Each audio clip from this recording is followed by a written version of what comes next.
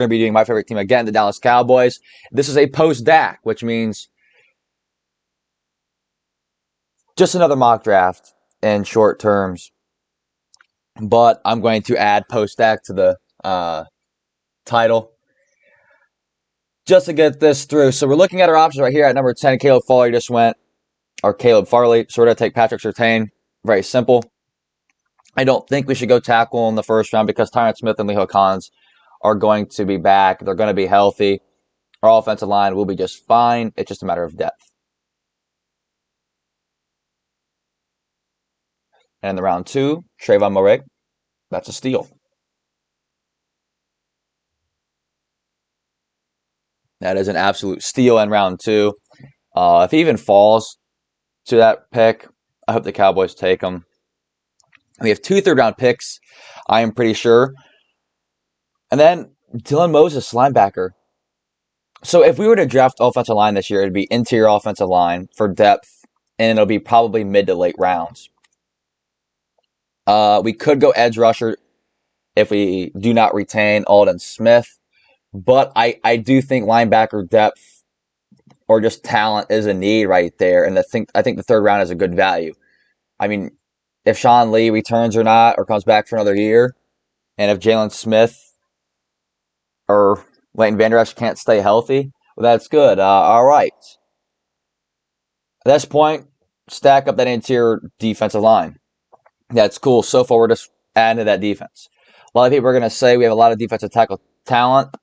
Neville Gallimore is about it. Depending on what we do in free agency, we'll decide that. So I feel like another corner here in round 4 would be fine. This is a toss-up. We'll just go the best available corner, I guess, in a way. I do see us taking a tight end late just to have a considerably blocky tight end and depth.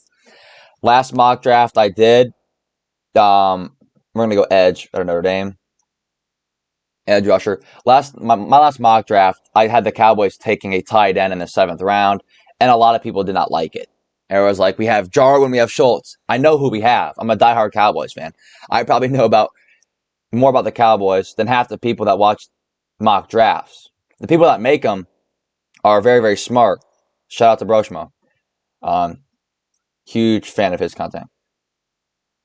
I do want to go receiver here in the 5th round. We have a lot of free agent receivers like Cedric Wilson, Noah Brown, couple other guys who would like depth pieces, kind of like John Vea Johnson. So if we add some depth to replace Cedric Wilson and Noah Brown, who I do not think we will bring back, round 5 is good value. But anyway, I had us going tight end. Everyone kept saying that. I'm like, yeah, I know, but let's go. At this point, I think we are going to go tight end. Noah Gray's fine out of Duke. Jarwin got hurt. Schultz was playing excellent, but we had no tight end depth after that. We had Blake Bell, who was a blocking tight end primarily, who was our number 4 tight end going into the season. We had a bunch of undrafted free agents who did not play well at all.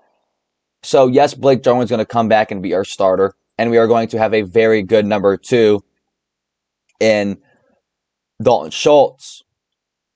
I think we just go, at this point, more defensive line depth. We're going to have a very good number 2 in Dalton Schultz, but after that, we're going to have nobody. Because at this point, it's not worth going out and signing a free agent or paying a tight end decent money to be a third-string tight end. So you spend a late-round draft pick, that's fine. So don't hate me on drafting a tight end. I know who we have. So pick 10, Patrick Surtain. That perfect. He's a guy that can put right at corner number 2 right away because Trayvon Diggs will be corner number 1, depending on who we bring back and sign in free agency. That's why mock drafts are kind of pointless before free agency. But they're just fun to do. And then Trayvon Moehrig out of TCU. He's a steal at 44 if he's there in real life. He's probably going to be a late first-round pick, very early second. But if he's there at 44, steal. Then Dylan Moses out of Alabama, linebacker. that is a steal as well at 75, just to bring in a playmaker that can force turnovers.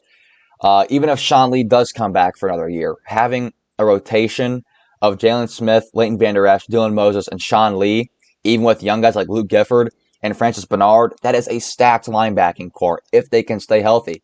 And then adding Obegawusa, however you say his name, I'm going to get roasted in the comments. I probably won't because no one watches my videos. Good defensive line depth, a true nose tackle, so that's fine. And then at 115, another corner.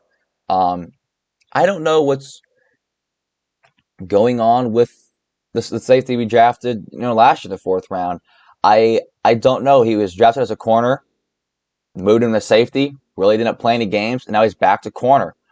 Right, and then we add edge, just depth, kind of like a Bradley Anae last year, who he's going to get late round draft pick, who can develop and maybe get some playing time depending on who we bring back via Randy Gregory or Alden Smith.